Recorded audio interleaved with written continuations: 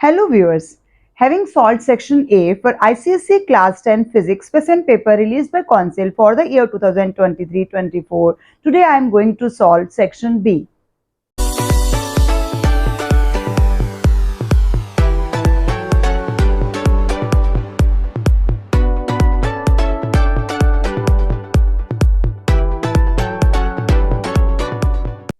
As I have discussed with you regarding paper analysis and marks distribution for this physics ICSE specimen paper, we have question number 4 and question number 5 from unit light in section B, 20 marks in section B from unit light. So question number 4 part 1 is again from unit light. The diagram below shows a fish in the tank and its image seen in the surface of water. Name the phenomena responsible for the formation of this image.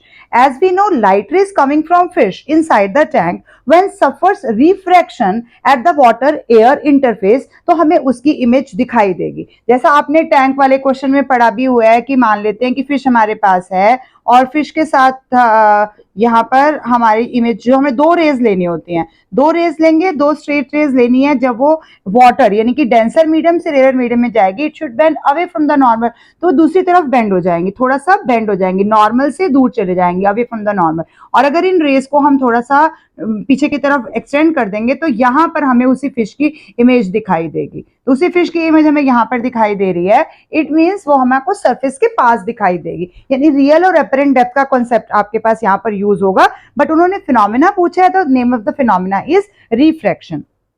Complete the path of रे through the glass prism of critical angle 42 degree. ये हमारा इसका B part है. ये हमने अभी जो solve किया ये ए पार्ट था. अब इसमें आपके पास प्रिज्म दिया गया है और प्रिज्म का 90 डिग्री का एंगल यहाँ सेंटर में रखा गया है. इस तरफ आपके पास 45 डिग्री का एंगल है और light ray which is going to incident on this first surface, let it be A, B and C. On first surface which light ray is incident, it is making an angle of 90 degree. It means it is incident normally on this surface AB. As we know, whenever a ray incident normally it goes undeviated. तो ये undeviated नीचे अंदर चले जाएगी prism के अंदर और यहाँ जाकर ये इस सरफेस से स्ट्राइक करेगी.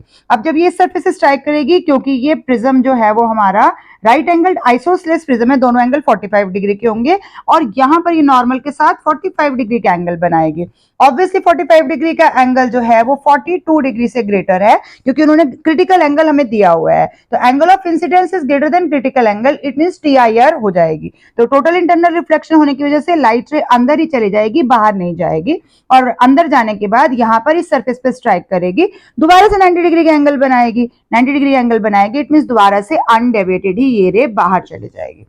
इस तरह का आपका कुछ डायग्राम बनेगा जो कि आपको 2 मार्क्स के लिए बनाना है क्योंकि ये 3 मार्क का क्वेश्चन है. 1 mark for this phenomena and 2 mark for this.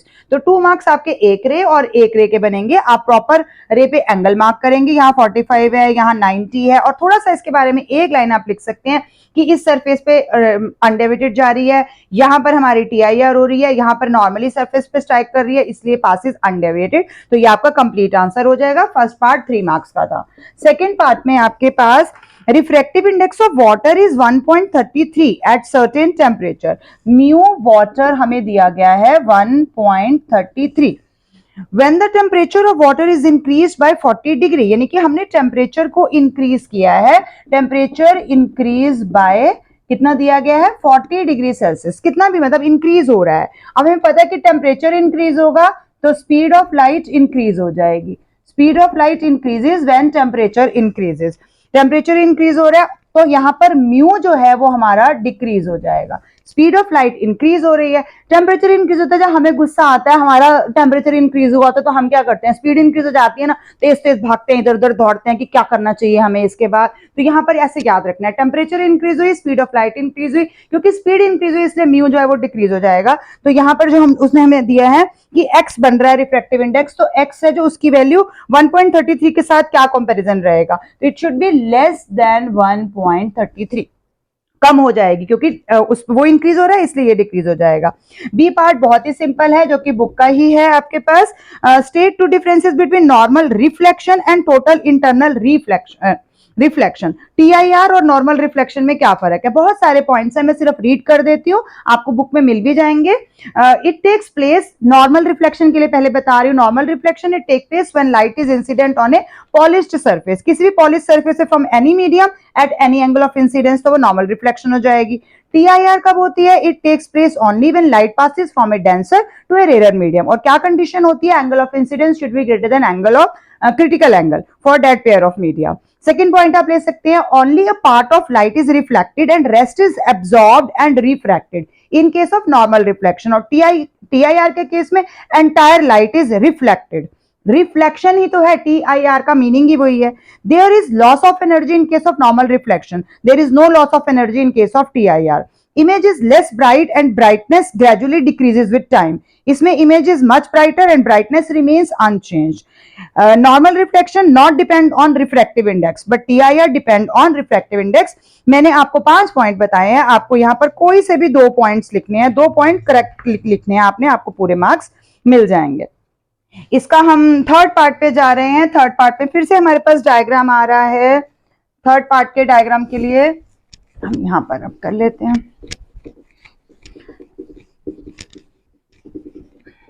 Third part में भी आपके पास एक रेक्टेंगुलर ग्लास ब्लॉक दिया गया है। रेक्टेंगुलर ग्लास ब्लॉक में आपके पास रेज अंदर एंटर हो रही हैं।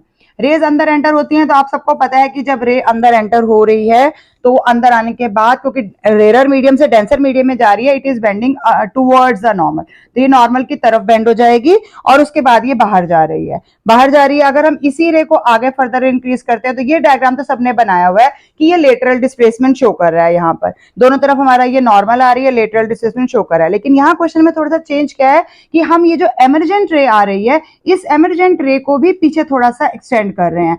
एमरजेंट रे को पैरेलल लेकर पीछे आ रहे हैं और पैरेलल जो एमरजेंट रे यहाँ पर पहुंच रही है उसका और इसके बीच का हमें एपरेंट डेप्थ और रियल डेप्थ का कंसेप्ट यहाँ पर दिया गया है कि कोई चीज है ओ ऑब्जेक्ट पर, ओ पॉइंट पर है, लेकिन वो हमें एक्स डिस्टेंस नीचे यानी कि आई पॉइंट पे दिखाई दे रही है रेक्टेंगुलर ग्लास ब्लॉक की वजह से। अब इसके लिए क्या क्वेश्चन दिया गया है? Name and define the phenomena responsible for seeing the image at a different position. आपको पता है कि हो क्या रहा है, यहाँ पर रियल और एप्लाइड डेप्थ का कंसेप्ट लगा सकते हैं आप, लेटरल डिस्प्लेसमेंट का कंसेप्ट लगा सकते हैं, बट इसके पीछे उसने क्वेश्चन थोड़ा सा ट्विस्ट किया है। Define the phenomena responsible for seeing the image at the different position. क्यों हमें इमेज किसी और पॉइंट पे दिखाई दे रही है? फिनोमेना, इसके पीछे कौन सा फिनोमेना है? तो यहाँ पर दोबारा से वही आंसर आ रहा है, रिफ्रैक्शन ऑफ लाइट। जो हमने फर्स्ट पार्ट में किया वही यहाँ पर आ रहा है। अब यहाँ पर ये एपरेंट शिफ्ट का केस हो रहा है। This phenomena is of apparent shift case and phenomena responsible for क्या है? Refraction of light। और उसकी डेफिनेशन आपको पता है, when any object placed in one medium and viewed from another medium appears at a distance other than the real depth। इसी को हम कहते हैं ना apparent shift। इसको हम थोड़ा सा डिफाइन कर लेंगे। Change in direction of path of light when it passes from one transparent medium to another transparent medium, it is called refraction। मैंने एपरेंट डेप्थ को भी आपके लिए डिफाइन किया और रिफ्रैक्शन की, आपने रिफ्रैक्शन का ही देना है क्योंकि उसने सिर्फ रिस्पॉन्सिबल फिनोमेना पूछा है आपसे। बी पार्ट में आ रहा है state the effect of x when y increases और y डिक्रीजेस। अब y कौन है? ये चीज है हमारे पास, y इस ग्लास स्लैब की जो हमारे पास विड्थ आई है वो चीज है। तो अगर x हमारे पास क्या है, यहाँ पर x जो है ये हम इसको लेंगे क्या? ये क्या है? ये एपरेंट शिफ्ट है। एपरेंट शिफ्ट मींस हमें दिख रही है चीज, वहां पर है तो वो ओरिजिनली ओ पॉइंट पे ही है, सिर्फ हमें दिख रही है। और y क्या है? थिकनेस ऑफ ग्लास स्लैब है। यहां पर हमने ग्लास स्लैब लिया, वैसे कोई भी मीडियम भी आप ले सकते हैं, यहां पर ग्लास स्लैब है तो ग्लास स्लैब का हम ले लेंगे। अब दोनों के बीच में क्या रिलेशन है? एक आंसर ठीक है तो दूसरा अपने आप ठीक हो जाएगा। इसका फर्स्ट पार्ट बोल रहा है state the effect on X when y increases. y increases, अब आपको पता है शिफ्ट और thickness of the medium directly proportional होते हैं। ये हमने शिफ्ट लिया, shift is directly proportional to thickness. तो अगर एक चीज बढ़ेगी तो दूसरी चीज ऑटोमेटिकली बढ़ जाएगी। तो अब फर्स्ट पार्ट पे आ रहे हैं y इंक्रीज। y इंक्रीज हो रहा है तो इट मींस हम क्या लिखेंगे? x increase. x increase when y increase, directly proportional का मतलब तो सबको पता ही है। सेकेंड पार्ट में क्या हो जाएगा? x decrease when y decrease हो जाएगा। तो दोनों केसेस के आप इकट्ठा ही सॉल्व कर सकते हैं। ये 4 मार्कर क्वेश्चन है, इसलिए उसने एक पार्ट इंक्रीज कर दिया आपके लिए। Question 5 from unit light again, part 1 from lens formula.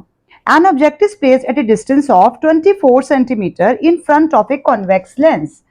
Because it is the case of convex lens and this is the given is object distance, so u is equal to minus 24 centimeter in front of the convex lens of focal length 8 centimeter, and in case of convex lens focal length is positive, so this is plus 8 centimeter. What is the nature of the image so formed? अब nature के लिए हम कैसे पता लगाएंगे? ये convex lens है, ये हमारे पास ऑप्टिकल सेंटर आ जाएगा, यहाँ पर फोकस है। अब फोकस है तो फोकल लेंथ हमें 8 दी गई है, तो यहाँ से यहाँ तक 8 है। अब इधर चले जाएंगे तो ये 2f हो जाएगा, यानी 8 और 8 टोटल यहाँ तक ये 16 हो जाएगा। बट हमें ऑब्जेक्ट डिस्टेंस कितना गया है? Beyond 2f। और जब कोई भी ऑब्जेक्ट बियॉन्ड 2f होता है तो उसकी इमेज हम कैसे बनाते थे कॉन्वेक्स लेंस के केस में? क्या नेचर आएगी? रियल आएगी। रियल के साथ हमेशा क्या कॉम्बिनेशन होता है? इनवर्टेड होता है। रियल है और इनवर्टेड है, ये हो गई इसकी नेचर। बाकी अगर हम साइज भी देखेंगे तो इसके 2f के बियॉन्ड होते तो यहाँ तक हमारी डिमिनिश्ड आती है, क्योंकि 2f पे आने के बाद ही हमारा सेम होता है और उसके बाद हमारा मैग्नीफाई होना स्टार्ट हो जाता है। तो रियल और inverted nature of the image आएगा। आप डिमिनिश्ड भी साथ में लिख सकते हैं, बट ये दोनों नेचर में जरूर लिखने हैं। बी पार्ट में calculate the distance of the image from the lens. तो बी पार्ट के लिए आप डिस्टेंस कैलकुलेट कैसे करेंगे? लेंस फॉर्मूला लगाएंगे। 1 by v minus 1 by u is equal to 1 by f. It means 1 by v is equal to 1 by f plus 1 by u. It means 1 by v की value कितनी हो जाएगी? 1 by f. f हमारे पास कितना है? 8 है, plus 1 by u means minus 24 है। LCM लेंगे 24 हो जाएगा। 8 इंटू 3 24 माइनस यहाँ पर ये 24 न्यूमरेटर में शिफ्ट हो जाएगा, तो 24 का 1 आ जाएगा, means 2 by 24, it means 1 by 12 आ जाएगा। तो v कितना आ जाएगा आपके पास? 12 सेंटीमीटर। तो v की वैल्यू आपके पास प्लस 12 सेंटीमीटर आ रही है। इट मीन्स जो इमेज है आपकी वो रियल बन रही है। यहां से भी आपकी क्लैरिफिकेशन मिल जाती है। अगर आपका प्लस का साइन है इट मीन्स इमेज रियल है, पर बी पार्ट में उसने हमसे सिर्फ इमेज डिस्टेंस पूछा है, तो इमेज डिस्टेंस इज 12 सेंटीमीटर। हमारे लिए इतना आंसर सफिशिएंट हो जाएगा।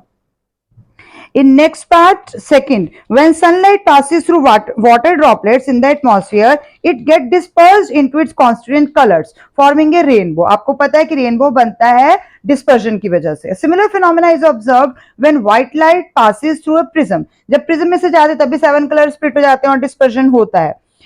Which color will show the maximum angle of deviation and which color will show the minimum angle of deviation? अब आपको पता ही है मैक्सिमम एंगल ऑफ डेविएशन कौन सा कलर शो करता है? वॉयलेट कलर शो करता है। जब भी हम प्रिज्म में से ऐसे आप रेज बनाते हैं तो यहाँ से ले अंदर जाती है, अंदर जाने के बाद यहीं से हम उसको 7 कलर में स्प्लिट कर देते हैं, और बाद में जो हम सबसे नीचे है वो वॉयलेट कलर होता है और सबसे ऊपर जो होता है वो रेड कलर होता है। तो रेड सबसे ऊपर होता है, वॉयलेट की डेविएशन सबसे ज्यादा होती है। तो हम क्या लिखेंगे?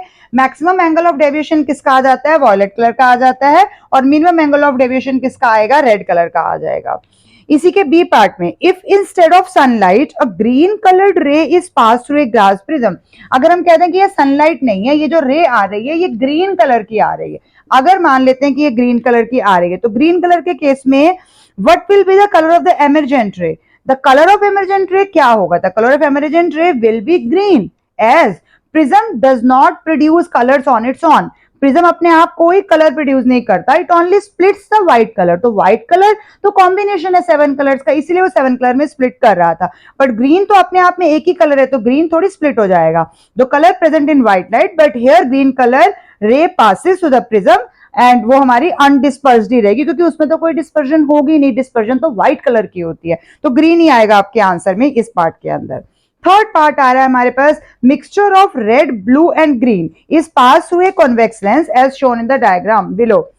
तो आपको दिखाया गया है कि ये कॉन्वेक्स लेंस है, यहां से रे आ रही है, पैरेलल आ रही है, पैरेलल आ रही है, और यहाँ पर एक ही रे दिखाई गई है, लेकिन ये लिख दिया गया है कि ये रेड ब्लू और ग्रीन का कॉम्बिनेशन है। रेड ब्लू और ग्रीन ये तीनों का कॉम्बिनेशन है।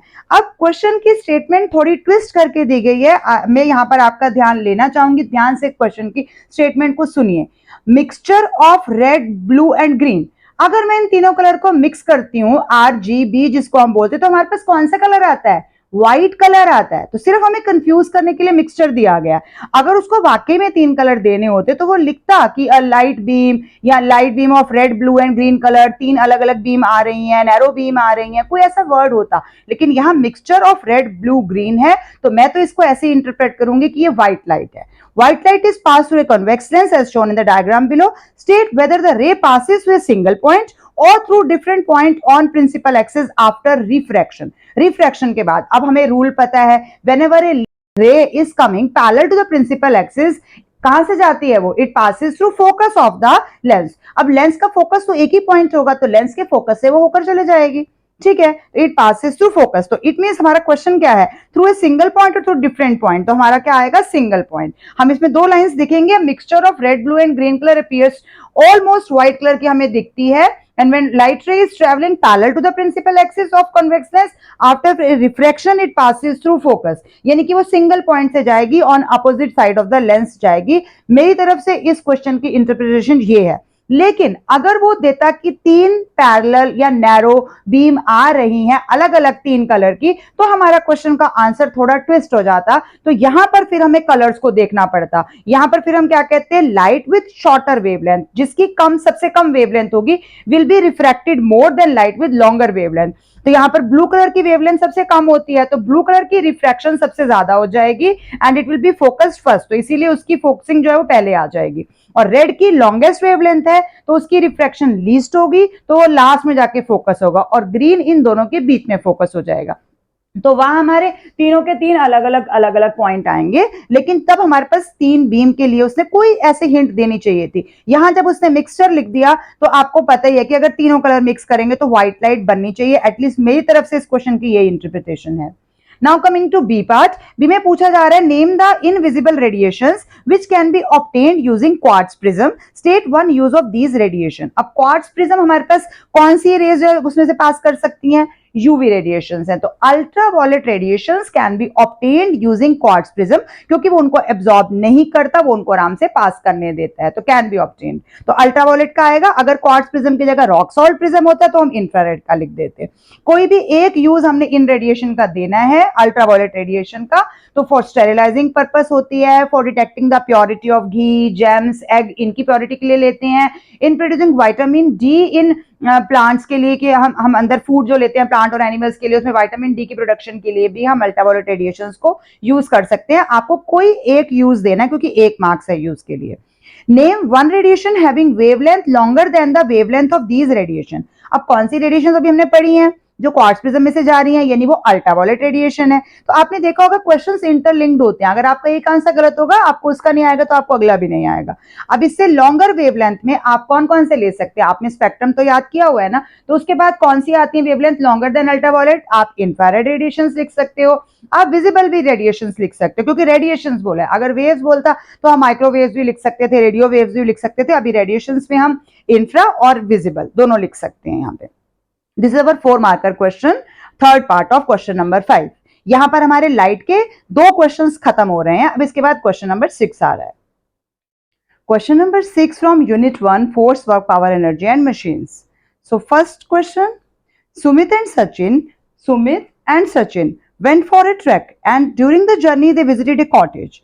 They suspended their bags. Basically ये सुमित और सचिन नहीं, उनके बैग के बारे की इशारा कर रही हूँ मैं। Suspended their bag to the two ropes hanging from P and Q on a wheel capable of rotating around O. तो O हमारा axis of rotation यहाँ पर बीच में है, XL है। Sumit suspended his bag to the rope Q and Sachin suspended his bag from the rope P. The wheel remained in equilibrium. State with a reason who is carrying a heavier bag. अब इस question में थोड़ा सा आपको सोचना पड़ेगा। Heavy bag कौन सा होगा जिसका एक्सिस ऑफ रोटेशन के साथ से जो डिस्टेंस आएगा वो मिनिमम आएगा, क्योंकि दोनों, उसने बोला कि व्हील इक्विलिब्रियम में, इट मींस वो रोटेट नहीं हो रहा है, और वो रोटेट कब नहीं होगा, तो दोनों तरफ का टॉर्क जो होगा वो इक्वल होगा, यानी कि जो एंटी क्लॉकवाइज मोमेंट आएगा और वो क्लॉकवाइज मोमेंट के इक्वल हो जाएगा। तो पहले यहाँ पर हम एंटी क्लॉकवाइज मोमेंट को कैलकुलेट कर लेते हैं। एंटी क्लॉकवाइज मोमेंट मेरे डायग्राम के हिसाब से ये इस तरफ आ रहा है, ये क्लॉकवाइज है, और इधर जा रहा है, इसलिए ये एंटी क्लॉकवाइज है। तो सुमित का जो आ रहा है वो हमारा एंटी क्लॉकवाइज मोमेंट आ रहा है, तो किस पॉइंट पे आएगा, ये क्यू पॉइंट पे आएगा। तो anti clockwise moment Q point पे हमारा कितना हो जाएगा, F1 इंटू ओ आर। हम Q भी ले सकते हैं, यहाँ पर R भी ले सकते हो, यहाँ पर आपका ये आ जाएगा F1 इंटू ओ आर हो जाएगा। तो ये क्या हो गया, हमने क्योंकि डिस्टेंस एक्सिस ऑफ रोटेशन यानी यहीं से लेने हैं, तो ये डिस्टेंस आपको दिखाई दे रहा है ना कि कम है, इसके अलावा अगर हम क्लॉकवाइज मोमेंट लेंगे, क्लॉकवाइज मोमेंट कितना हो जाएगा एट पॉइंट, वो किस तरफ आएगा, हमारा पी वाली साइड में आएगा, और उसकी वैल्यू कितनी आ जाएगी F2 इंटू इस तरफ का डिस्टेंस कितना बन रहा है OP, F2 into OP।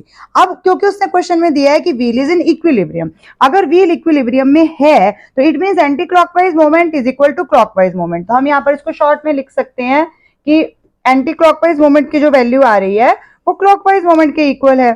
It means is equal to clockwise movement. अब कितनी कितनी वैल्यू आई है दोनों की, इसका मतलब F1 इंटू एंटी क्लॉकवाइज वाली साइड में हमारा F1 इंटू OR है और उस तरफ F2 इंटू OP है। अब हमें ये पता है दोनों में से F1 और F2 में से ये फोर्स मैंने इस तरफ लिए हैं, ये वाला F1 है और ये वाला हमने F2 यहाँ पर लिखा है मैंने नीचे, ये F2 है। लेकिन OR और OP तो हमें पता है ना कौन छोटा है कौन बड़ा है, OR छोटा है और OP बड़ा है। तो OR छोटा है तो इसका मतलब उसके साथ जो फोर्स है वही बड़ा होना चाहिए ना। इट मींस हम क्या कहेंगे F1 is greater than F2, क्योंकि हमें पता है कि OR जो है वो लेस देन OP है। बस इतना सा रीजन आपको देना है, तो इसीलिए F1 हैवी होगा। F1 हैवी होने का मतलब फर्स्ट पार्ट का आंसर क्या हो जाएगा, किसका बैग है ये, इस तरफ कौन सा है, सुमित का बैग है, तो सुमित्स बैग इज हैवियर। बस इतना सा आंसर एट क्यू, क्यू भी लिख दो आप, एट क्यू इज हैवियर। अब सेकंड पार्ट के लिए हमारे पास क्या पूछा है उसने, based on the principal of moment write a balanced relation, mathematical relation that can be used to determine the weight W, जो कि वेट W यहाँ पर सचिन के बैग का है, given that the weight of Sumit bag जो है वो 18 kgf का हमारे पास दिया हुआ है। तो यही दोबारा एंटी क्लॉकवाइज और क्लॉकवाइज हम दोबारा से लिख देंगे। यहाँ पर क्या हो जाएगा हमारे पास 18 इंटू कितना आ रहा है OR, और उस तरफ हमने इसको कितना लिया है वेट, यानी कि W इंटू कितना हो जाएगा हमारे पास OP। अब क्योंकि वैल्यू तो दी नहीं गई है हमारे को, तो हमें इसी में रिलेशन को छोड़ना है, बस W की वैल्यू हो कितनी जाएगी 18 into OR and divided by OP। अगर ये वैल्यू दी होती तो हम उसको पूरा निकाल सकते थे, बट अभी क्योंकि उन्होंने सिर्फ ये बताया कि मैथमेटिकल रिलेशन फॉर्म कर दो, तो हमारे पास इतना ही आंसर रहेगा। ठीक है, तो ये आपका क्वेश्चन हो गया। फर्स्ट पार्ट का सुमित का बैग हैवी है जो क्यू पॉइंट पे है, इस तरह वाली साइड में है, क्योंकि तभी तो उसका डिस्टेंस के हिसाब से आपने अंदाजा लगाना है, और दूसरा आपको रिलेशन देना था यहाँ पर। इसी का ही सेकंड पार्ट आ रहा है आपके पास, जिसमें आपको पुली दिए गए हैं, 3 पुलिस दिए गए हैं, यानी कि ब्लॉक एंड टैकल सिस्टम दिया गया है। फर्स्ट ए पार्ट में copy and complete the level diagram showing the correct connection of tackle. तो टैकल अच्छे से बनाने के लिए, और क्वेश्चन में आपने ध्यान से पढ़ना है कि उसने टैकल हमारे से किस तरह से मांगी है। The direction of the forces involve to obtain maximum VR। Maximum VR हम यहां से कितना ले सकते हैं, विद द कन्वीनियंट डायरेक्शन। जब भी हम कन्वीनियंट डायरेक्शन की बात करेंगे तो VR उतना ही आएगा जितनी नंबर ऑफ पुलिस हैं। अगर वो कन्वीनियंट डायरेक्शन ना देता तो हम 3 पुलिस से 4 VR भी ले सकते थे, लेकिन अभी हम नहीं ले सकते हैं। तो यहां पर अपने बोला obtain maximum VR with convenient direction, यानी कि डायरेक्शन नीचे आनी चाहिए। तो डायरेक्शन नीचे आनी चाहिए, तो यहाँ ऑड नंबर ऑफ पुलिस है, तो हम कहां से टैकल स्टार्ट करते हैं, नीचे वाले ब्लॉक की हुक से स्टार्ट करते हैं। अगर आपको पुलिस के कंसेप्ट में कोई भी डाउट है तो पुलिस के ऊपर मेरी वीडियो बनी हुई है, शॉर्ट्स भी बनी हुई है, प्रॉपर वीडियो भी बनी हुई है, आप वहां से रेफरेंस ले सकते हैं। प्रैक्टिकली मैंने डेमोन्स्ट्रेट किया है। तो यहां से हम टैकल से स्टार्ट करेंगे, पहले हम अपर ब्लॉक की लोअर पुली में जाएंगे, फिर हम टोटल नीचे वाले ब्लॉक में आ जाएंगे, फिर नीचे वाले ब्लॉक से हम अपर ब्लॉक की फर्स्ट पुली पे जाएंगे, और यहां से हमारी एफर्ट जो है वो नीचे की तरफ आ जाएगी। तो ये आपकी एफर्ट की डायरेक्शन हो जाएगी। एफर्ट की डायरेक्शन तो नीचे हो गई। अब इसमें बाकी डायरेक्शन हमने कहां देनी है, टेंशन। टेंशन हमेशा अपवर्ड होती है, एफर्ट हमेशा डाउनवर्ड होती है, और टेंशन क्योंकि 3 नंबर ऑफ पुलिस है तो मिनिमम हमको 3 पॉइंट पे दिखानी है, एक यहाँ और एक हम यहाँ भी दिखा सकते हैं, और सब में टेंशन सेम ही रहेगी, तो हमने टी से ही उसको रिप्रेजेंट कर देना है। ये हमारा फर्स्ट पार्ट है कि आपने इसके अंदर सारी चीजें शो करनी थी। डायरेक्शन ऑफ फोर्सेज इन्वॉल्व, बस ये हो गया हमारे पास। इसके अंदर एफर्ट दिखा दिया आपने, लोड की डाउनवर्ड उन्होंने ऑलरेडी दिखाई हुई है। बी पार्ट में calculate the MA of this police system if its efficiency is 80%। तो एफिशिएंसी 80% का मतलब क्या हो गया, यहाँ पर इसमें हमारा लोड डाउनवर्ड होता है, एफर्ट डाउनवर्ड होता है, टेंशन अपवर्ड होता है। ये एरो गलत लगाने पर भी आपका मार्क कट जाता है, तो इससे प्लीज ध्यान रखेंगे। एफिशिएंसी हमें दी गई है 80%। 80% एफिशिएंसी गिवन है। VR जितना नंबर ऑफ पुलिस है उतना होता है, तो VR इस केस में हमारे पास 3 ही आएगा, क्योंकि 3 नंबर ऑफ पुलिस हमने यूज की है, हमने MA निकालना है। तो एफिशिएंसी का फॉर्मूला क्या हो जाता है, MA upon VR। In case मुझे MA निकालना है तो MA का फॉर्मूला क्या हो जाएगा, एफिशिएंसी इनटू VR। एफिशिएंसी कितनी है 80/100 और VR हमारे पास आया है 3 यानी कि 240/100, जीरो कैंसिल हो जाएगा, 2.4 आ जाएगा। अपने आंसर को हमेशा क्रॉस चेक जरूर करना है कि MA VR से बड़ा नहीं हो सकता, MA VR से कम है, 3 से लेस है ना 2.4, तो हमारा आंसर ठीक है और इसमें कोई यूनिट हमने नहीं देना है, MA और VR का कोई यूनिट नहीं होता। Third part from the topic law of conservation of energy. Figure below shows a simple pendulum of mass 200 ग्राम। तो यहाँ पर हमें इसका मास गिवन है और मास 200 ग्राम है, तो ग्राम में हमने ले लेना होता, तो 200 को हम नीचे 30 से डिवाइड करेंगे तो ये केजी में कन्वर्ट हो जाएगा, यानी कितना हो जाएगा 0.2 केजी, ये मास हमारे पास आ जाएगा। It is displaced from its mean position A, mean position A से हमने इसको डिस्प्लेस किया, ये मीन पोजीशन ए है, से लेकर इसको हम बी पॉइंट तक लेकर जाएंगे, मीन पोजीशन से एक्सट्रीम पोजीशन ए हमने लेकर इसको ऐसे डिस्प्लेस कर दिया। The potential energy at the position A जो है वो हमारे पास, आपको पता है जब बिल्कुल लो हाइट पे हम होते हैं, यानी कि जीरो हाइट है यहाँ पर, तो पोटेंशियल एनर्जी कहाँ से आएगी, तो वो जीरो है। Eight the position be the pendulum Bob is raised bye, यहाँ पर ये कितना ऊपर उठा हुआ है, यानी कि एच कितनी दी हुई है हमारे को 5 मीटर की दी हुई है। What is the potential energy of the pendulum at the position B, position B पे पेंडुलम की कितनी हो जाएगी, ये हमारा ए पार्ट है यहाँ पर, तो पोटेंशियल एनर्जी कितनी, पोटेंशियल एनर्जी का फॉर्मूला हम सबको पता है mgh होता है, m की वैल्यू 0.2 है, g की वैल्यू क्वेश्चन में 10 दी हुई है, 10 मीटर पर सेकंड स्क्वायर दी हुई है, और h की वैल्यू क्वेश्चन में 5 दी हुई है, तो 5 × 2 10 हो जाएगा, और उसको हम सॉल्व करेंगे डेसिमल के लिए तो 10 जूल हमारे पास पोटेंशियल एनर्जी आ जाएगी। बी पार्ट के लिए what is the total mechanical energy at point C, total energy, यही तो हमने पढ़ा law of conservation of energy पे, हम ए बी सी तीनों पॉइंट्स पे डिराइव करते हैं, लेकिन हमारे पास आंसर क्या आता है, mgh के इक्वल ही आता है ना, यानी जितनी भी मैक्सिमम एनर्जी होती है वो पूरे सिस्टम के अंदर कंजर्व रहती है। तो यहाँ पर टोटल मैकेनिकल एनर्जी हमारे पास अगर हम लेंगे सी पॉइंट के ऊपर, तो वो काइनेटिक, क्योंकि यहाँ पर सेंटर पॉइंट में आपके पास काइनेटिक एनर्जी भी है, काइनेटिक और पोटेंशियल मिलाकर है, लेकिन उसका आंसर जितना इनिशियल पॉइंट से हमने स्टार्ट किया था उतना ही रहेगा। एक्सट्रीम पॉइंट पे 10 जूल थी, तो सी पर भी टोटल मिलाकर 10 जूल होगी, वो अलग बात है कि उसमें आधी पोटेंशियल हो जाएगी और आधी काइनेटिक हो जाएगी, बट क्योंकि उन्होंने इसका डिस्टेंस हमें नहीं दिया तो इसको हम कैलकुलेट नहीं कर सकते, हम सिर्फ लॉ को यूज करते हुए लिख देंगे, आप चाहें तो ब्रैकेट में लिख दें according to law of conservation of energy. Third part में what is the speed of bob at position A, कितनी हो जाएगी, कितनी इम्पार्ट करेगा, ये कहां से स्पीड कहां से आई है, हाइट की वजह से, यानी पोटेंशियल एनर्जी की वजह से आई है, तो इट मींस जितनी पोटेंशियल एनर्जी है उसी के हिसाब से हमारे पास काइनेटिक एनर्जी होगी। अब पोटेंशियल एनर्जी का फॉर्मूला क्या होता है mgh, काइनेटिक एनर्जी का क्या होता है हाफ mv², यहाँ से mm कैंसिल हो जाएंगे, तो v² का फॉर्मूला क्या बन जाएगा, v² यहीं रहेगा, 2 यहाँ आ जाएगा, 2gh, तो 2 है, g की वैल्यू 10 है, h की वैल्यू 5 है, यानी कि 100 आ जाएगा v² की वैल्यू, तो इसका मतलब वेलोसिटी कितनी हो जाएगी 100 का अंडर रूट यानी कि 10 हो जाएगी, और वेलोसिटी का ऐसा यूनिट क्या होता है 10 मीटर पर सेकेंड, तो हमारे पास स्पीड आ जाएगी बॉब की 10 मीटर पर सेकेंड। अब क्वेश्चन नंबर 7 जो है वो आपका होता है चैप्टर साउंड से, तो यहाँ पर पार्ट नंबर 1 और पार्ट नंबर 3 चैप्टर साउंड से ही है, लेकिन सेकेंड पार्ट जो है वो रेडियो एक्टिविटी चैप्टर से भी लिया गया 3 मार्कर, जैसा अभी हमने डिस्कस किया था। Now question number 7, question number 7 का फर्स्ट पार्ट हमारा न्यूमेरिकल है। A person standing in front of a cliff fires a gun, मान लेते हैं ये क्लिफ है और यहाँ पर पर्सन स्टैंड हुआ है और यहाँ से वो फायर कर रहा है गन को, and he hears it's echo after 3 second, तो यहाँ पर जाने और आने का टाइम यानी कि यहाँ का टाइम जो है वो हमें 3 सेकेंड दिया गया है। If the speed of sound in air, तो वी एयर जो है हमें speed of sound in air 336 metre per second दी हुई है।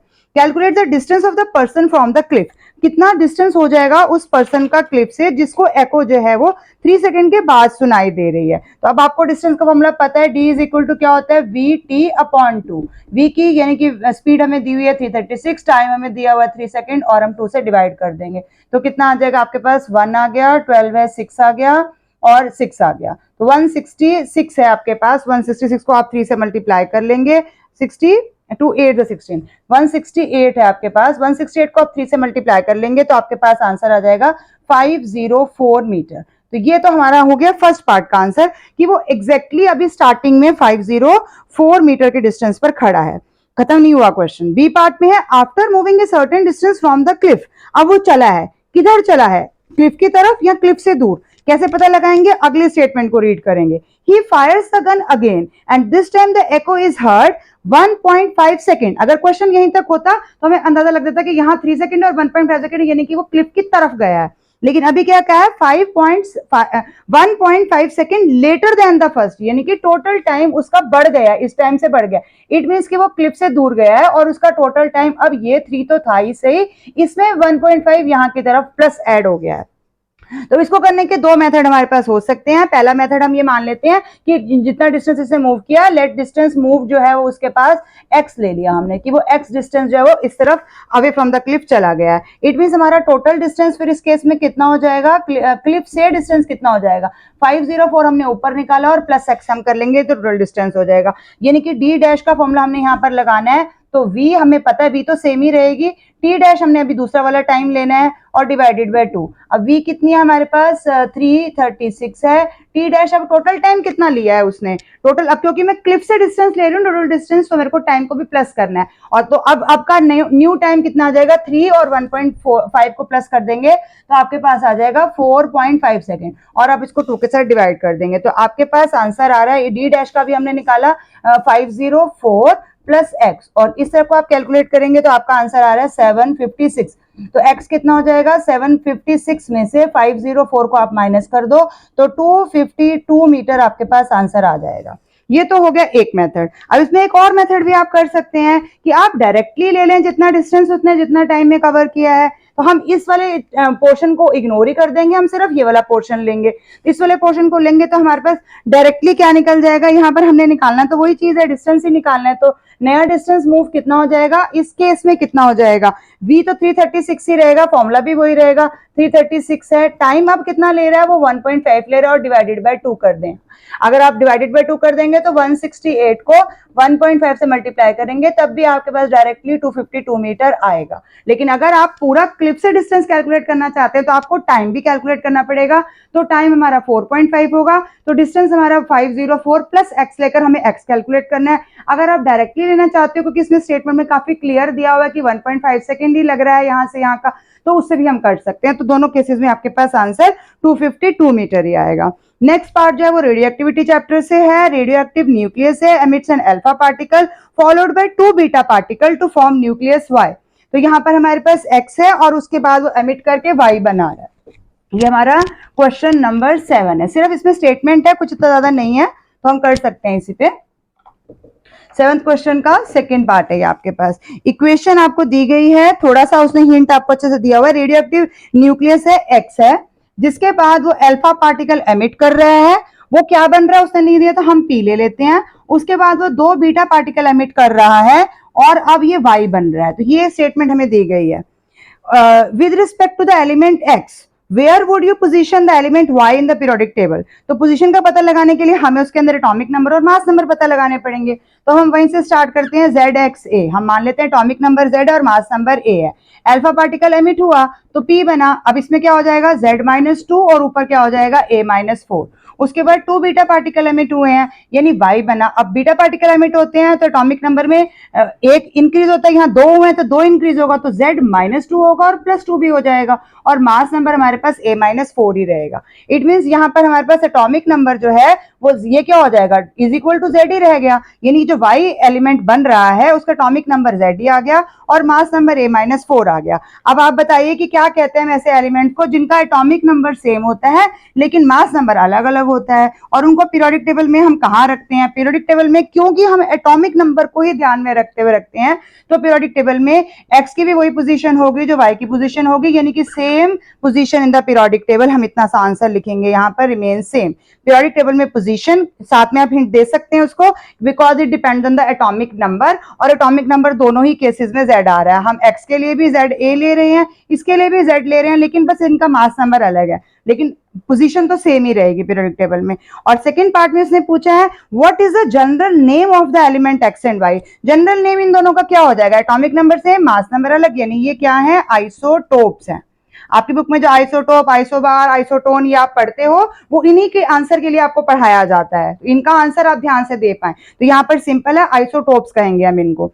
सी पार्ट में पूछ रहा है if the atomic number of y 80 है, सी पार्ट के लिए y का एटॉमिक नंबर 80 है दिया है उसने क्वेश्चन में। Then what is the atomic number of X, तो एक्स का एटॉमिक नंबर कितना हो जाएगा, अभी तो हमने कैलकुलेट ही किया था atomic number. If atomic number of X Y is 80 then X is also 80, तो एटॉमिक नंबर हम लिख देंगे atomic number z is equal to 80, यहाँ पर इतना सही आएगा।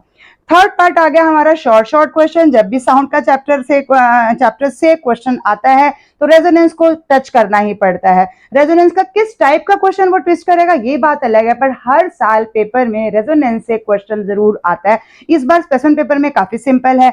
अ boy tunes a radio channel to a radio station 93.5 megahertz हम सुनते हैं। Name and define the scientific wave phenomena involved in tuning the radio channel. कौन सा फिनोमेना है इसके पीछे, सबको पता है ये फिनोमेना रेजोनेंस है, बस उसकी डेफिनेशन आपने प्रॉपर देनी है। डेफिनेशन में कुछ कीवर्ड्स हैं, आप रेजोनेंस याद करते हुए भी डेफिनेशन में कुछ वहां पर कीवर्ड छोड़ दोगे तो आपका पूरा मार्क कट जाएगा। जैसे it is a special case of forced vibration when the frequency of the externally applied force, जो हमने बाहर से लगाया on a body, is equal to its natural frequency, then the body readily begins to vibrate with an increased amplitude। ये increased amplitude word आप ignore कर देते हो, आप सीधा लिखते हो फ्रीक्वेंसी इक्वल टू फ्रीक्वेंसी, बन गई नेचुरल फ्रीक्वेंसी, रेजोनेंस हो गई। नहीं, उसके बाद इंपैक्ट क्या हुआ, उसकी एम्पलीट्यूड इंक्रीज हो गई, विद इन इंक्रीज एम्पलीट्यूड, ये रेजोनेंस में जरूर आना चाहिए डेफिनेशन में, ये हम एक कीवर्ड की तरह कंसिडर करते हैं।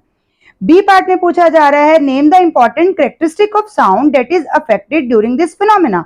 कौन सा कैरेक्टरिस्टिक है साउंड का, साउंड के तीन कैरेक्टरिस्टिक पढ़े हुए हैं हमने। अभी हमने क्या बोला कि उसकी एम्पलीट्यूड इंक्रीज हो रही है, तो एम्पलीट्यूड पे कौन सी कैरेक्टरिस्टिक डिपेंड करती है, लाउडनेस। तो हम क्या कहेंगे किस पर इफेक्ट आएगा, लाउडनेस पर इफेक्ट आएगा, क्योंकि एम्पलीट्यूड अगर इफेक्ट हो रहा है तो लाउडनेस इफेक्टेड होगी। सी पार्ट में कन्वर्ट 93.5 मेगाहर्ट्ज को ऐसा यूनिट में लेना है, तो 93.5 मेगा है, मेगा का मतलब ही क्या होता है 10⁻6 हर्ट्ज, बस ये हर्ट्ज ही हमारा फ्रीक्वेंसी का ऐसा यूनिट होता है, बस हमने 10⁻6 साथ में मल्टीप्लाई कर देना है। ये हमारा थर्ड पार्ट था 4 मार्क्स के लिए। In question number 8, which is from chapter electricity, Purvi's friend Tim wants to connect a fuse to his oven. He wants to control the oven from two different locations. Shown below is his circuit diagram. A part, which one of the two, A or B, should be a live wire? A और B दोनों में से कौन सा है जो live wire होना चाहिए। अब लाइव वायर कौन सा होता है, जहां से करंट सर्किट में एंटर होता है, तो एंटर कहां से हो रहा है, ए वायर से, क्योंकि ए ही है जो अवन की कॉइल के साथ यहाँ पर कनेक्टेड है।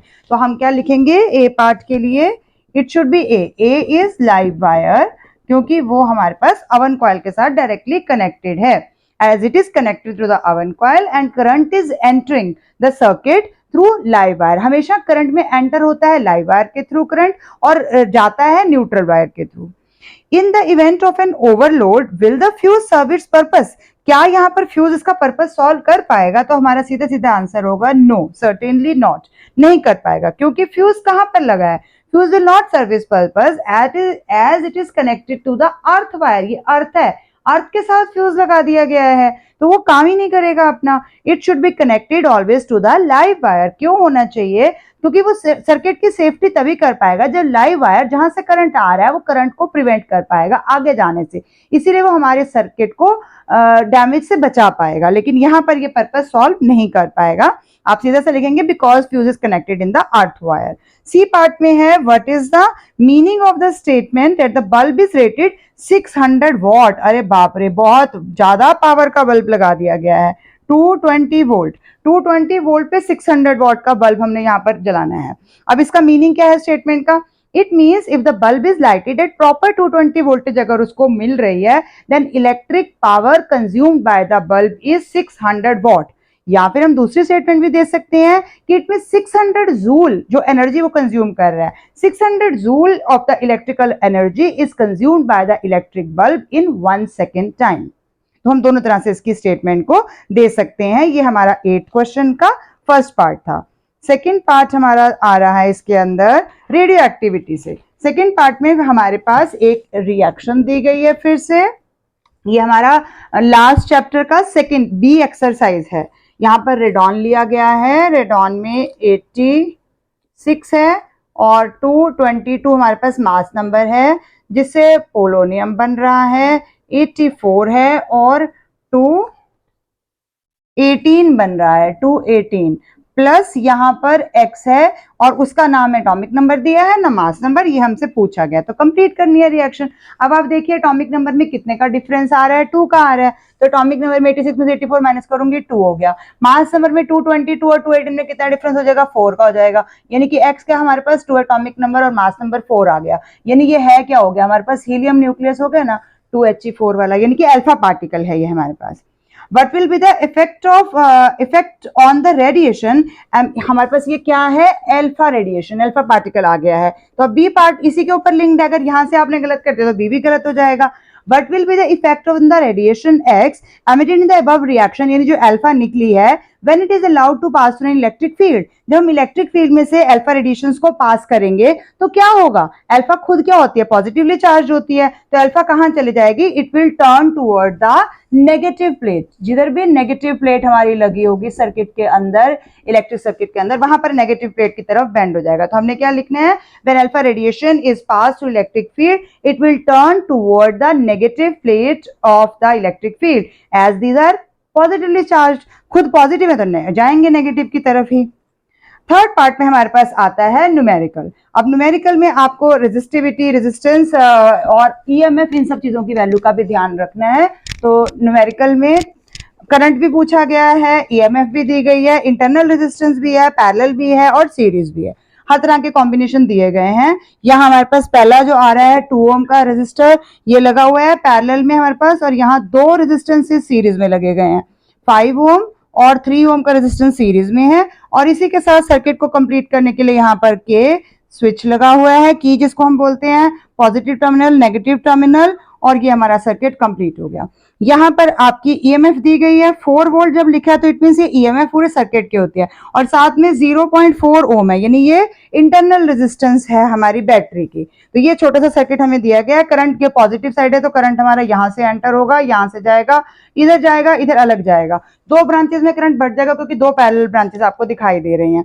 अब ए पार्ट में calculate the resistance of the circuit when the key के कंप्लीट्स द सर्किट, जब हमने की को स्विच क्लोज कर दिया तो हमारे पास रेजिस्टेंस कैलकुलेट करनी है, टोटल रेजिस्टेंस कितनी आएगी। तो पहला सीरीज कॉम्बिनेशन हमारे पास आरएस जो है वो 2 ओम आ रहा है, दूसरा सीरीज कॉम्बिनेशन हमारे पास जो है वो 5 और 3 यानी कि 8 ओम आ जाएगा। तो पहला पैरेलल कॉम्बिनेशन हमारे पास यहाँ पर क्या बन जाएगा, 2 ओम और 8 ओम हमारे पास पैरेलल में आ जाएंगे। क्या करते हैं हम एलसीएम ले लेंगे, 8 आ जाएगा, 2 4 8 होता है, A1 आ गया, 5/8 आ गया। इट मीन्स पैरेलल रेजिस्टेंस हमारे पास कितनी आ जाएगी, इसका रेसिप्रोकल करेंगे, पैरेलल रेजिस्टेंस टोटल आ गई 8/5 यानी कि 1.6 ओम हमारे पास पैरेलल रेजिस्टेंस आ गई। बट पूछा क्या गया है, calculate the resistance of the circuit, पूरे सर्किट में कितनी है, यानी कि टोटल रेजिस्टेंस कितनी है। तो टोटल रेजिस्टेंस के लिए हम टोटल जो हमने हमारे पैरेलल कॉम्बिनेशन इन सब का निकला है वो कितना है, 1.6 है, और साथ में इंटरनल रेजिस्टेंस हमारे को 0.4 ओम दी गई है। तो टोटल मिलाकर 2 ओम के हमारे पास टोटल रेजिस्टेंस आ जाएगी, जो कि फर्स्ट पार्ट का आंसर है। ए पार्ट के लिए हमने ये कर लिया। अब बी पार्ट के लिए हमारे से फर्दर पूछा गया है, calculate the current through 3 ohm resistance when the circuit is complete. 3 ओम वाले में कितना जाएगा, तो पहले तो हमें टोटल करंट सर्किट के अंदर निकालना पड़ेगा। तो टोटल करंट यानी कि आई सर्किट के अंदर टोटल आ कितना रहा है, आई इज इक्वल टू क्या हो जाता है, आपको फॉर्मूला पता है, EMF upon R plus R. तो ईएमएफ हमारे पास सर्किट में कितनी दी हुई है, 4 वोल्ट की दी गई है, और रेजिस्टेंस आर प्लस आर अभी हमने टोटल कराई है, ये 2 है हमारे पास, तो कितना आ गया 2, और ये करंट है तो एम्पियर, यानी कि टोटल जो यहाँ से करंट आ रहा है ये 2 एम्पियर है जो सर्किट में जा रहा है। यहाँ पर एक ब्रांच आ जाएगी, यहाँ पर दूसरी ब्रांच आ जाएगी। करंट थ्रू 3 ओम रेजिस्टेंस पूछा गया, और ये दोनों आपस में क्या है, सीरीज में है। तो सीरीज में तो करंट सेम रहता है, चाहे हम 5 में निकालें चाहे 3 में निकालें, लेकिन करना क्या होता है कि हमें यहाँ पर इसको नहीं कैलकुलेट करना, हमने करंट इसमें कैलकुलेट करना है, तो हमें इसका पता चल जाएगा कि कितना आ रहा है। तो हम मान लेते हैं ये I1 करंट आ रहा है जो हमारा 3 ओम वाले में जा रहा है। तो I1 को कैलकुलेट करने के लिए हमारे पास फॉर्मूला क्या आ जाता है, I लेते हैं हम, दूसरा वाला R2 लेते हैं, और नीचे टोटल R1 प्लस R2 लेते हैं। यहाँ पर मैंने R1 R2 नाम नहीं दिया, आपको फॉर्मूला बता रही हूँ। करंट कितना है, 2 एम्पियर है। R2 मीन जिसमें पूछा गया है उस रेजिस्टेंस को नहीं लेना, दूसरे को लेना है। 3 में पूछा गया है तो 2 वाले को लेंगे, तो 2 ऊपर ले लिया हमने, और नीचे R1 प्लस R2, यानी कि टोटल रेजिस्टेंस सर्किट में कितनी आ रही है, टोटल कितनी आ रही है, हमारे पास यहाँ देखिए आप ध्यान से 5 + 3 8 है और ये 2 है, यानी कि 10 ओम की आ रही है हमारे पास टोटल। तो कितना हो जाएगा 4/10, यानी कि 0.4 एम्पियर का करंट हमारा 3 ओम के रेजिस्टर में जा रहा है। इसको क्रॉस चेक करने के लिए आप I2 को भी कैलकुलेट कर सकते हैं। जब आप I2 को कैलकुलेट करेंगे, टोटल करंट आपके पास 2 ही है, उस समय आप 2 वाले में नहीं कैलकुलेट करेंगे, इस वाले ब्रांच में कैलकुलेट करेंगे। तो यहाँ 5 + 3 कितना हो गया 8 और टोटल आपके पास 10 ही है, तो कितना आ गया 16/10 यानी कि 1.6। तो यहाँ से आप क्रॉस चेक कर सकते हो कि 1.6 और 4 एम्पियर मिलकर आपको दोबारा से 2 एम्पियर बन गया। बट हमारा क्वेश्चन यहीं तक है क्योंकि उसने सिर्फ हमारे से 3 ओम वाले में पूछा, तो आपका आंसर 0.4 एम्पियर आएगा। ये मैंने सिर्फ आपको चेक कराने के लिए करवाया है, नहीं तो इसको आपको करना नहीं है, अपने लिए आप कर सकते हैं इसको। ये 4 मार्कर क्वेश्चन है, दोनों पार्ट्स जो है आपने अच्छे से ध्यान से पढ़ने हैं, फिर आपने सॉल्व करना है। Question number 9 from chapter calorimetry. Part 1. What mass of ice at 0 degrees Celsius added to 2.1 kg water will cool it down from water का temperature 75 डिग्री से 25 डिग्री आ जाना चाहिए। स्पेसिफिक हीट कैपेसिटी वाटर की भी दी गई है और स्पेसिफिक लेटेंट हीट आइस की भी दी गई है। तो अब हमने आइस का मास निकालना है, जो कि हमें निकालना हमें पता नहीं है। तो दो चीजें जो हमें दी है उनके दोनों का हम लिख लेंगे, एक तरफ वाटर है, एक तरफ आइस है। वाटर के केस में हमारे पास मास कितना दिया गया है क्वेश्चन में 2.1 और ऑलरेडी केजी में ही दिया गया है। तो केजी में है तो हमें ये देखना है कि जो इन्होंने हमारे को वैल्यूज दी है स्पेसिफिक हीट कैपेसिटी की दी है वो जूल पर ग्राम है। तो अगर वो ग्राम में तो हमें इसको ग्राम में कन्वर्ट करना पड़ेगा। तो कितना हो जाएगा 2100 ग्राम हमारे पास मास आ जाएगा। इसके अलावा चेंज इन टेम्परेचर वाटर का कितना दिया गया हमें 75 से 25, यानी कि 75 - 25 यानी कि 50 डिग्री सेल्सियस हो जाएगा। सी हमें वाटर के केस में कितनी हो वो तो पता ही है आपको 4.2 जूल पर ग्राम डिग्री सेल्सियस। तो ये हमारे पास आ जाएगा। अब specific latent heat of ice, हमें आइस के केस में मास हमें वैसे ही निकालना है जिसको हम m डैश ले लेते हैं या m आइस लिख लें आप नीचे, और लेटेंट हीट हमें आइस का दिया गया है वो भी आपको पता ही है 336 होता है जूल पर ग्राम। तो ये हमारे पास वैल्यूज गिवन है, ऑलरेडी गिवन है। अब हमने बस मास निकालना है आइस का। तो according to principle of calorimetry यहाँ पर आपने लगाना है जिसके हिसाब से heat lost by hot body is equal to heat gained by cold body होता है। मैंने इसके ऊपर कैलोरीमेट्री की सारे टॉपिक्स एक्सप्लेन किए हुए हैं, वीडियो बनाई हुई है, न्यूमेरिकल्स भी किए हुए हैं, थ्योरी भी एक्सप्लेन की हुई है। आप प्रीवियस वीडियो में जाकर इनको सर्च कर सकते हैं, देख सकते हैं। फिर भी कोई डाउट रहेगा तो आप कमेंट सेक्शन में पूछ भी सकते हैं। तो यहाँ पर कौन लॉस कर रहा है, heat lost by hot body कौन है, यहाँ पर वाटर है। Heat lost by water is equal to heat gained by कौन लेगा, बाय आइस, आइस ले लेगा। अब वाटर कितनी दे रहा है mc डेल्टा टी, m हमने कितना निकाला उसका 2100 क्योंकि ग्राम में ले लिया, c कितना ग्राम में है इसीलिए हमने इसको लिया 4.2, और चेंज इन टेम्परेचर कितना आया 50 डिग्री सेल्सियस आ गया। अब heat gained bye ice, ice कितनी ले रही है, टेम्परेचर तो हमें 75 से 25 लाना है, लेकिन आपको याद है ये ग्राफ मैंने आपके साथ डिस्कस करा था कि पहले अगर हमारे पास इतना है फिर आगे जाएगा फिर इतना रहेगा फिर आगे जाएगा। अगर माइनस में टेम्परेचर होता है या माइनस में नहीं है जीरो में है तो जीरो से पहले एक स्टेगनेंट रहता है जहां पर हम ml का फॉर्मूला लगाते हैं। तो यहाँ पर हमारा पहला फॉर्मूला लगेगा ml का और फिर लगेगा mc डेल्टा टी का, क्योंकि हमने आइस का मास निकाला नहीं है तो हम इसको कैलकुलेट करने के लिए पहले हम कॉमन ले लेते हैं। कॉमन लेने के बाद अंदर l हमारे पास आ जाएगा 336, m डैश हमने कॉमन ले लिया, c डेल्टा टी लेना है। तो c तो आइस जब पिघल जाएगी तो पानी बनेगा और पानी का c अभी हमें दिया ही हुआ है 4.2 है। और इस केस में डेल्टा टी कितना होगा, हमें पानी का आइस का टेम्परेचर कहां तक लेके जाना है 75 से उसने बोला था 25 तक लेकर आना है। तो इसका मतलब आइस का टेम्परेचर कितना हो गया 25 - 0, यानी कि आप यहाँ पर 25 ले सकते हैं। इधर की कैलकुलेशन को अगर आप सॉल्व करेंगे तो आपके पास आएगा 2100 और इन दोनों को मल्टीप्लाई करेंगे तो आपके पास 210 आ जाएगा। दोनों को मल्टीप्लाई करेंगे तो 440 100 आ जाएगा, इधर से m डैश आ जाएगा। 336 ऑलरेडी है हमारे पास, 4.2 को 25 से मल्टीप्लाई करेंगे तो आपके पास 105 आ जाएगा।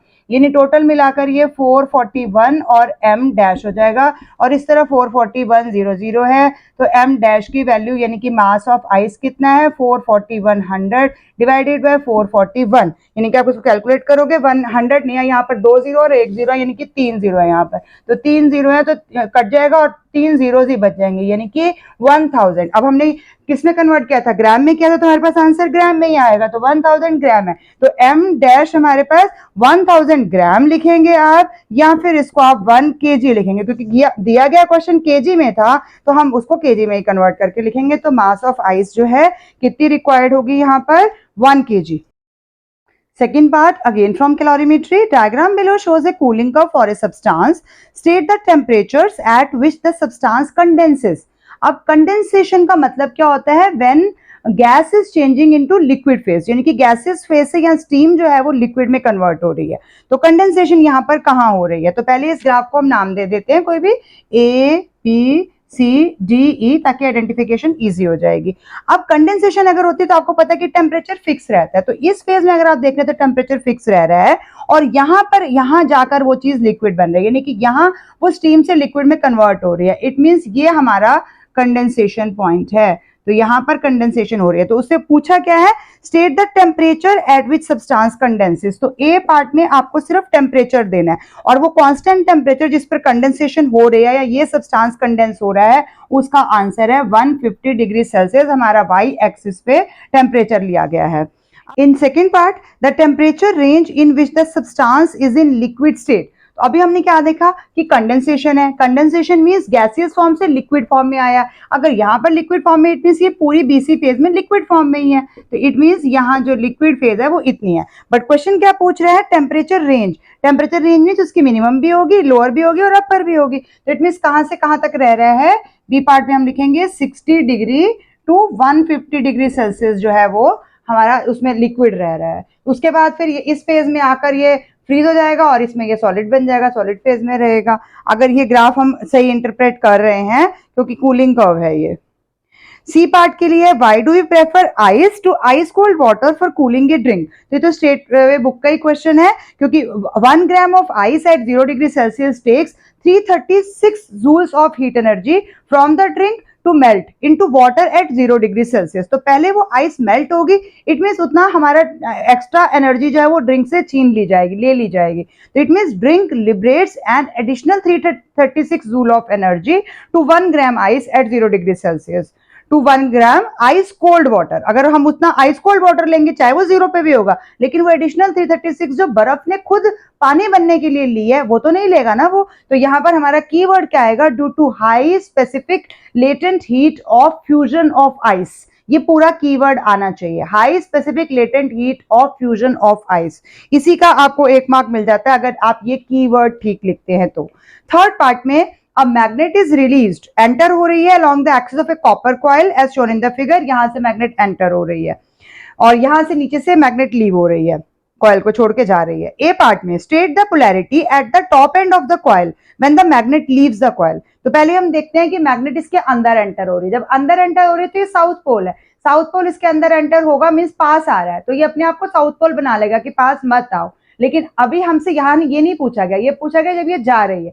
जब ये लीव करेगी तो इसी को ऐसे जाएगी, जब नॉर्थ पोल इससे दूर जाएगा तो ये वाला पोल अपने आप को क्या बना लेगा, ये वाला कॉइल का पॉइंट अपने आप को क्या बना लेगा कि नॉर्थ पोल इससे दूर ना जाए, और नॉर्थ पोल दूर ना जाए इसलिए ये क्या बनाएगा, अपने आप को साउथ पोल बनाएगा।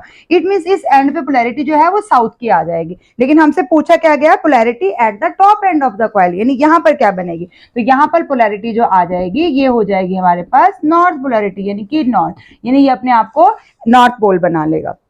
अब बी पार्ट में आ रहे हैं, the direction of current is from A to B when magnet enters the coil. जब ये ऊपर गई है तो ए टू बी जा रहा है, यहाँ पर साउथ पोल जब ये अंदर एंटर होगा तो ए टू बी इस डायरेक्शन में करंट एंटर हो रहा है, जा रहा है।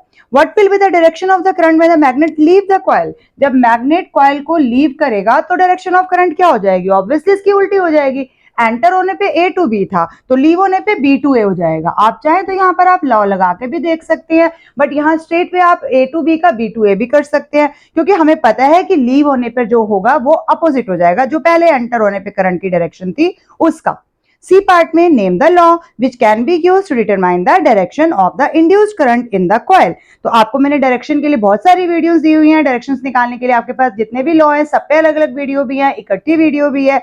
यहाँ पर जहां भी induce current in the coil आता है वहां पर आपको कौन सा लॉ लगाना है? फ्लेमिंग्स राइट हैंड रूल लगाना है, या फिर आप लेंस लॉ लगा सकते हो। जैसे मैंने अभी आपको जिस तरह से बताया कि वो पास आ रहा है, वो दूर जा रहा है, तो इस केस में आप अगर लेंस लॉ लगाएंगे, जिसका मतलब ही ये होता है कि current induced in the coil is such that it opposes the cause of its production. जिसकी वजह से वो बन रहा है वो उस कॉज को ये अपोज करता है। मैग्नेट के पास आने की वजह से बन रहा है तो वो अपने आप को चाहेगा कि मैग्नेट मेरे पास ना आए, और अगर दूर जाने की वजह से तो वो अपने आप को जाएगा कि दूर ना जाए, यानी कि अपने आप को दूर ना जाने के लिए वो अपोजिट पोलैरिटी बना लेगा।